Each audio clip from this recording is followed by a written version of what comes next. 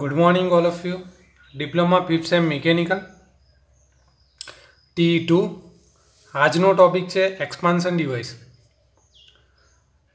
Expansion device આપણે અત્યારે refrigeration subject study કરી રહ્યા છે. તો એક્સપાન્શન ડિવાઇસ VCR એટલે કે વેપર કમ્પ્રેશન રેફ્રિજરેશન સિસ્ટમમાં કાર્યકારી માધ્યમ એટલે કે વર્કિંગ મીડિયમનું થ્રોટલિંગ એક્સપાન્શન કરવા માટે જે સાધન વપરાશે એને એક્સપાન્શન ડિવાઇસ કહેવાશે. ઓકે, બીજું શું કરશે તો રેફ્રિજરન્ટ જે છે એનો જે ફ્લો હશે એનું કંટ્રોલ કરશે. લો કેપેસિટી રેફ્રિજરન્ટ હશે તો એનું મેન્યુઅલી કંટ્રોલ થશે, એટલે લો કેપેસિટી માટે મેન્યુઅલી કંટ્રોલ થશે. હાઈ કેપેસિટી માટે ઓટોમેટિક કંટ્રોલ થશે.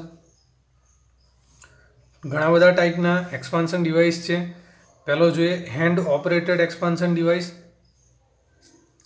બીજું છે ઓટોમેટિક એક્સપાન્શન ડિવાઇસ, ત્રીજું છે થર્મોસ્ટેટિક એક્સપાન્શન ડિવાઇસ જેને TEV અથવા TXV પણ કહીએ છીએ.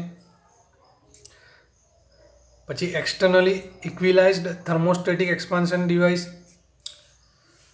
ઇલેક્ટ્રોનિક અથવા thermal electric expansion device, capillary tube, most IMP question capillary tube, low side float valve and high side float valve એની અંદર જ આવશે. હવે એક પછી એક આપણે સ્ટડી કરીએ ડિટેલમાં. ફર્સ્ટ છે હેન્ડ ઓપરેટેડ એક્સપાન્શન ડિવાઇસ. બરાબર છે, હેન્ડ ઓપરેટેડ એટલે તમને થોડો ઘણો આઈડિયા આવશે કેવું હશે, મેન્યુઅલી હશે. બરાબર છે, હેન્ડ ઓપરેટેડ એક્સપાન્શન ડિવાઇસ. સિસ્ટમનો લોડ કેવો હશે? કોન્સ્ટન્ટ હશે. બરાબર છે, અચળ હશે. આઈસ મેકિંગ અને કોલ્ડ સ્ટોરેજની અંદર યુઝ થશે. ઓકે, જે મોટી સિસ્ટમ હશે, બરાબર છે, મોટી સિસ્ટમ એની અંદર hand operated expansion valve use થશે, જેમ કે આઈસ મેકિંગ અને કોલ્ડ સ્ટોરેજ પ્લાન્ટ. ઓપરેટરનું પ્રેઝન્સ જે છે એટલે કે હાજરી જરૂરી છે, કમ્પલસરી હાજર જ જોશે. બરાબર છે, ઉપયોગ મર્યાદિત છે કારણ કે હેન્ડ ઓપરેટેડ છે એટલે. ઓકે, નેક્સ્ટ છે automatic expansion valve. Automatic expansion વાલ્વનું બીજું નામ છે કોન્સ્ટન્ટ પ્રેશર એક્સપાન્શન. બરાબર છે, અને પ્રેશર રેગ્યુલેટિંગ વાલ્વ પણ કહેવાશે. બરાબર, કારણ કે એ પ્રેશર રેગ્યુલેટ કરવાનું પણ એક કાર્ય કરે છે. બરાબર છે, ઓટોમેટિક જે છે નાની સિસ્ટમ માટે યુઝ થશે, જેમ કે ડોમેસ્ટિક ફ્રીઝર, નાના રિટેલ ફ્રીઝર તેની અંદર યુઝ થશે. Okay, next thermostatic expansion valve જેને TEV તરીકે ઓળખવામાં આવે છે, જેની અંદર ઓરિફિસ યુઝ થશે. બરાબર છે, ઓરિફિસની મદદથી રેફ્રિજરન્ટનો ફ્લો થાય. ખાસ ધ્યાન રાખજો, આની અંદરથી ઓબ્જેક્ટિવ પ્રશ્નો પણ ઘણા બધા નીકળે છે. ઓકે, ઓરિફિસ કયા એક્સપાન્શન વાલ્વમાં યુઝ થશે? થર્મોસ્ટેટિક એક્સપાન્શન વાલ્વમાં યુઝ થશે. બરાબર છે, ડોમેસ્ટિક ફ્રીઝરની અંદર કયા પ્રકારનો એક્સપાન્શન વાલ્વ યુઝ થશે? તો ઓટોમેટિક એક્સપાન્શન વાલ્વ યુઝ થશે. કોલ્ડ સ્ટોરેજમાં કયા પ્રકારનો એક્સપાન્શન વાલ્વ યુઝ થશે? તો hand operated expansion valve use થશે. Next externally equalized thermostatic expansion valve. આ જે અગાઉ જોયું થર્મોસ્ટેટિક એક્સપાન્શન વાલ્વ જે ઇન્ટરનલી હતું અને આ જે છે એ એક્સટર્નલી છે, સેમ ફંક્શન એના જેવું છે. હવે આપણે થર્મોસ્ટેટિક એક્સપાન્શન વાલ્વ થોડો ડિટેલમાં જોઈએ છે, પણ એની કમ્પેરિઝન કરીએ છીએ ઓટોમેટિક એક્સપાન્શન વાલ્વ સાથે, જેથી કરીને આપણે વધુ આઈડિયા આવે અને વધુ પ્રશ્નો આપણે સોલ્વ કરી શકીએ. ઓટોમેટિક એક્સપાન્શન વાલ્વ જે છે તો એની અંદર ઓપરેશન જે છે એ લો પ્રેશરથી કંટ્રોલ થાય છે. કેવું હશે? લો પ્રેશરથી ઓપરેશન કંટ્રોલ થશે. જ્યારે થર્મોસ્ટેટિક એક્સપાન્શન વાલ્વ જે છે એની અંદર ઇવોપરેશન ઉષ્ણ તાપમાનથી કંટ્રોલ થશે. ઓકે, લોડ કેવો હશે? કોન્સ્ટન્ટ હશે ઓટોમેટિક એક્સપાન્શન વાલ્વમાં. થર્મોસ્ટેટિકની અંદર સ્પેસિફિક એપ્લિકેશન માટે જ યુઝ થશે. બરાબર છે, ઓટોમેટિક એક્સપાન્શન વાલ્વ જે છે એ જ્યાં લોડ કોન્સ્ટન્ટ હશે ત્યાં જ વપરાશે. બરાબર છે, જ્યારે થર્મોસ્ટેટિક એક્સપાન્શન વાલ્વ જે છે એ સ્પેસિફિક એપ્લિકેશનમાં વપરાશે. ઓકે, કોન્સ્ટન્ટ પ્રેશર વાલ્વ પણ કહેવાય ઓટોમેટિક એક્સપાન્શનને, કોન્સ્ટન્ટ પ્રેશર વાલ્વ પણ કહેવાય. ઓકે, અને કોન્સ્ટન્ટ રેગ્યુલેટિંગ વાલ્વ પણ કહેવાય. ઓકે, જ્યારે થર્મોસ્ટેટિક જે છે એને કોન્સ્ટન્ટ સુપરહીટ વાલ્વ કહેવાય. કોન્સ્ટન્ટ સુપરહીટ વાલ્વ કહેવાય. ઓટોમેટિકમાં જોઈએ તો પ્રેશર ઇક્વિલાઇઝર કનેક્શન હોતું નથી. પ્રેશર ઇક્વિલાઇઝ કનેક્શન હોતું નથી, જ્યારે આની અંદર પ્રેશર ઇક્વિલાઇઝ કનેક્શન હોય છે થર્મોસ્ટેટિકમાં. ડોમેસ્ટિક રેફ્રિજરેશનમાં વપરાશે, અગાઉ જોયું એ પ્રમાણે ઓટોમેટિક એક્સપાન્શનમાં domestic as well as non retail ફ્યુઝનની અંદર વપરાશે, જે નાની સિસ્ટમ હશે એની અંદર યુઝ થશે. જ્યારે થર્મોસ્ટેટિક એક્સપાન્શન વાલ્વ જે છે એ નીચા ઉષ્ણ તાપમાનવાળી બટ એસી રેફ્રિજરેશન બધામાં વપરાશે. ઓકે, રચના સરળ શાની હશે? નાની સિસ્ટમમાં યુઝ થતું હશે તો એની રચના કેવી હશે? સરળ હશે ઓટોમેટિક એક્સપાન્શન વાલ્વની. ઓકે, જ્યારે થર્મોસ્ટેટિક એક્સપાન્શન વાલ્વ જે છે એની રચના થોડી કોમ્પ્લિકેટેડ હશે. પાછળ આપણે બધા જ જે એક્સપાન્શન વાલ્વ છે એની ફિગર આપણે જોઈશું ત્યારે આપણને વધારે આઈડિયા આવશે કે કોણ સિમ્પલ કન્સ્ટ્રક્શન છે, કોનું કોમ્પ્લિકેટેડ કન્સ્ટ્રક્શન છે. ઓકે, એના પાર્ટ્સ ને વગેરે આપણે આગળ ડિસ્કસ કરીએ જ છે. ઓકે, કિંમત જોની રચના સરળ હશે તો કિંમત કેવી છે? ઓછી છે. ઓકે, એના પાર્ટ્સ ઓછા હશે, સિમ્પલ કન્સ્ટ્રક્શન હશે, કિંમત ઓછી છે. ઓકે, કારણ કે નાની સિસ્ટમ છે, નાની સિસ્ટમ માટે યુઝ થશે. આની કિંમત કેવી છે? વધારે છે. ઓકે, થર્મોસ્ટેટિકની વધારે છે. નેક્સ્ટ, ઇલેક્ટ્રોનિક અથવા thermal electric expansion valve. Okay, flow control device કહેવાશે. One type of flow control કરશે, પરફોર્મન્સ એનું ઇમ્પ્રૂવ કરશે. ફ્લો કંટ્રોલ જે થતું હશે એનું પરફોર્મન્સ ઇમ્પ્રૂવ કરશે, બટ એનું કાર્યક્ષેત્ર જે છે એ કેવું છે? મર્યાદિત છે. ઓકે, એટલે એટલો બધો યુઝ નહીં થાય. ઓકે, હવે ખાસ આપણે એક્ઝામમાં વધુ પડતું પૂછાતું છે, આઈએમપી કહી શકાય. જીટીયુમાં તમે જોજો ઘણા બધા પેપરની અંદર, ઘણા બધા પેપરમાં જીટીયુમાં વારંવાર પ્રશ્ન પૂછાય છે કેપિલરી ટ્યુબ. ઓકે, અને તમે ઓબ્જેક્ટિવ પ્રશ્નો પણ આની અંદરથી ઘણા વધુ નીકળે છે. કેપિલરી ટ્યુબ જે છે એ મોડર્ન રેફ્રિજરેશનમાં વપરાતો સૌથી સાદો રેફ્રિજરન્ટ ફ્લો કંટ્રોલ છે, ફ્લો કંટ્રોલ ડિવાઇસ છે. બરાબર છે, ફ્લોને કંટ્રોલ કરવાનું કામ કરશે. લોકેશન એની ખાસ ધ્યાન રાખજો, કન્ડેન્સર અને ઇઓપરેટરની વચ્ચે હશે. બરાબર છે, કન્ડેન્સર અને ઇઓપરેટરની વચ્ચે હશે. બરાબર છે, કેપિલરી ટ્યુબનું સ્થાન જે છે એ કન્ડેન્સર અને ઇઓપરેટરની વચ્ચે હશે, બિટવીન ધ કન્ડેન્સર એન્ડ ઇઓપરેટર.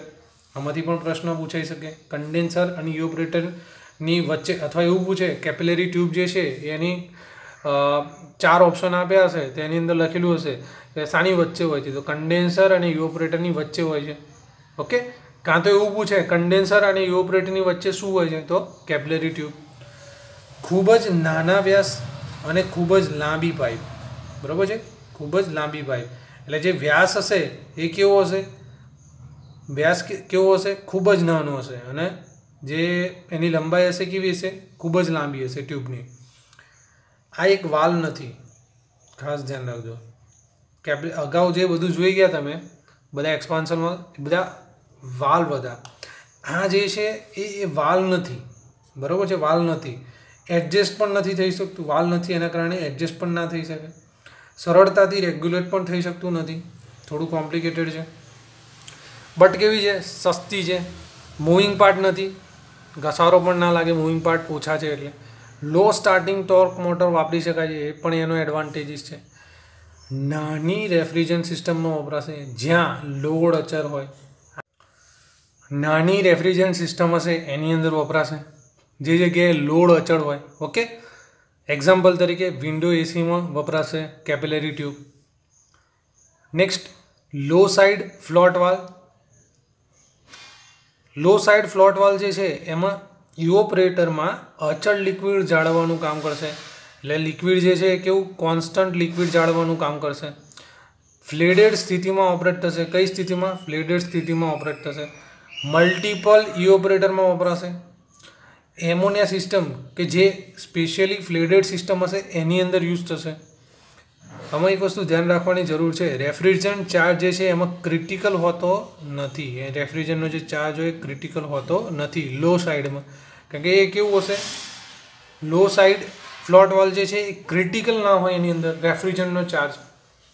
એવી જ રીતે આપણે હાઈ સાઇડનું જોઈએ તો એની અંદર સેમ ઇટ ઇઝ અચળ લિક્વિડ રેફ્રિજરન્ટનું લેવલ જાળવવાનું કામ કરશે. બરાબર છે, માસ ફ્લો રેટ કંટ્રોલ કરશે.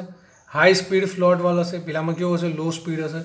રેફ્રિજરન્ટ ચાર્જ હંમેશા ક્રિટિકલ હશે, આની અંદર કેવું હશે? ક્રિટિકલ હશે. અને આ જે છે હાઈ સ્પીડ એ flooded system as well as DX system બંનેમાં વપરાશે. બરાબર છે। આ સાથે આપણે આ ટોપિક પૂરો કરીએ છીએ।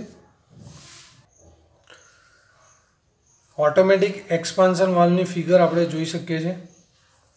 આ ઓટોમેટિક એક્સપાન્શન વાલ્વની ફિગર છે, જેની અંદરથી આપણે શરૂઆત કરીએ તો વાલ્વ મિકેનિઝમ સેન્ટરમાં હશે, જે ઓરિફિસ યુઝ થશે એની અંદર। ઓકે, ફ્રોમ કન્ડેન્સરમાંથી જે એનો ફ્લો અહીંયા આપવામાં આવશે અને ઇવોપરેટરમાં ફ્લો અહીંયાથી જશે આઉટફ્લો। ઓકે, આ જે મિકેનિઝમ હશે એની અંદર એડજસ્ટિંગ સ્ક્રૂ જે છે એ ટોપ પર હશે અને એ જે છે એ સ્પ્રિંગ વડે માઉન્ટ કરેલું હશે, એટલે ઓપરેટિંગ સ્પ્રિંગ યુઝ થશે એની અંદર। ઓકે, ડાયફ્રામ યુઝ થશે, વાલ્વ સેટ મિકેનિઝમ હશે। ઓકે, તો આ ઓટોમેટિક એક્સપાન્શન વાલ્વની ફિગર છે। નેક્સ્ટ થર્મોસ્ટેટિક એક્સપાન્શન વાલ્વની ફિગર તમે જોઈ રહ્યા છો। થર્મોસ્ટેટિક એક્સપાન્શન વાલ્વ આપણે અગાઉ કમ્પેરિઝન કરી તો આપણે એક ડિફરન્સની અંદર હતું કે automatic expansion valve simple construction છે અને થર્મોસ્ટેટિક એક્સપાન્શન વાલ્વ થોડું બલ્કી કન્સ્ટ્રક્શન છે। તો તમે ફિગર જોઈને પણ તમને આઈડિયા આવે છે કે એના પાર્ટ્સ અને એની સિસ્ટમ કન્સ્ટ્રક્શન તમે જોઈ શકો છો। આની અંદર આપણે એના પાર્ટ્સ જોઈ લઈએ। કેપિલરી ટ્યુબનો યુઝ થશે થર્મોસ્ટેટિક એક્સપાન્શન વાલ્વમાં, કેપિલરી ટ્યુબનો યુઝ થશે। ડાયફ્રામ એઝ વેલ એઝ બંનેમાં યુઝ થાય છે। નીડલ એન્ડ સીટનો યુઝ થશે, ઓકે, જે આમાં નથી થતું। ઓકે, પછી સ્પ્રિંગ મિકેનિઝમ તો છે જ આપણી જોડે। ઓકે, ઇવોપરેટર, ઓકે, ઇવોપરેટર બતાવેલું છે। Okay, remote sensing bulb. Okay, એની 3D ફિગર આ રીતે આવશે, 3D ફિગર બતાવેલી છે। આ રીતનું થર્મોસ્ટેટિક એક્સપાન્શન વાલ્વ એકચ્યુઅલમાં દેખાશે, બરાબર છે। સ્ટેનર બતાવ્યું છે, એટલે જે ફિલ્ટર થાય ને ગ્રણી ટાઈપ હોય। ઓકે, વાલ્વ મિકેનિઝમ છે, સ્ક્રૂ મિકેનિઝમ છે, સ્પ્રિંગ છે, આ જે વચ્ચે આપણે જોયું। ઓકે, બ્લુ સેન્સિંગ મિકેનિઝમ છે, સેન્સ કરશે। કેપિલરી ટ્યુબ બતાવેલી છે, ડાયફ્રામ છે। Okay, external equalize thermostatic expansion valve તમે જોયું તો સૌ પહેલાં આપણે જોયું થર્મોસ્ટેટિક એક્સપાન્શન વાલ્વ, આ ફિગર અને આ ફિગર સિમિલર જેવી જશે। તમે અગાઉ ચેક કરી જોજો, સિમિલર હશે, થોડોક નાનો ડિફરન્સ હશે। ઓકે, બાકી સિસ્ટમ સરખી જ છે। Capillary tube, spring force, adjusting screw, stainless સ્ટીલની બોડી અથવા બ્રાસની બોડી યુઝ થશે। આ જે બોડી જે આવે ઇવોપરેટર। ઓકે, ઇલેક્ટ્રોનિક અથવા થર્મલ ઇલેક્ટ્રિક એક્સપાન્શન વાલ્વ, જેની ફિગર આપેલી છે ફિગર નંબર 3.40, જેની અંદર thermal electric expansion valve use થશે। થર્મલ એક્ચ્યુએટર યુઝ થશે। Thermal actuator thermal electric expansion valve એટલે કે ઇલેક્ટ્રોનિક અથવા થર્મલ ઇલેક્ટ્રિક એક્સપાન્શન વાલ્વની અંદર યુઝ થશે।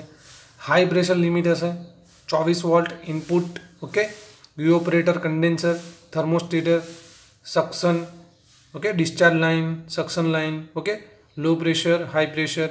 ઓકે, તમને અગાઉ લેક્ચરમાં ઇવોપરેટર, કન્ડેન્સર બધાના ફંક્શન આપણે ડિટેલમાં સ્ટડી કરેલા જ છે, તમે આગળના લેક્ચર જોઈ શકો છો। આ ફિગર જે છે એ લો સાઇડ ફ્લોટ વાલ્વની ફિગર છે, low side float valve. Okay, liquid chamber છે, વાલ્વ પિન છે, વેપર ફ્રોમ ચેમ્બરમાંથી જે વેપર અહીંયા જે વેપર જે છે એ ચેમ્બરમાં મોકલવામાં આવશે એનો ફ્લો બતાવેલો છે। ફ્લોટ ચેમ્બર છે, ફ્લોટ વોલ છે, ઇવોપરેટર છે, સર્ક્યુલેટિંગ પંપ છે, સર્ક્યુલેટિંગ પંપમાં અહીંયાથી સર્ક્યુલેટ થશે તમારું જે લિક્વિડ હશે। ઓકે, અને ઇવોપરેટરનો ફ્લો બતાવેલો છે કે એક્યુમ્યુલેટર સામે યુઝ થશે, લો સાઇડ ફ્લોટ વાલ્વમાં યુઝ થશે। ઓકે, ધ્યાન રાખજો।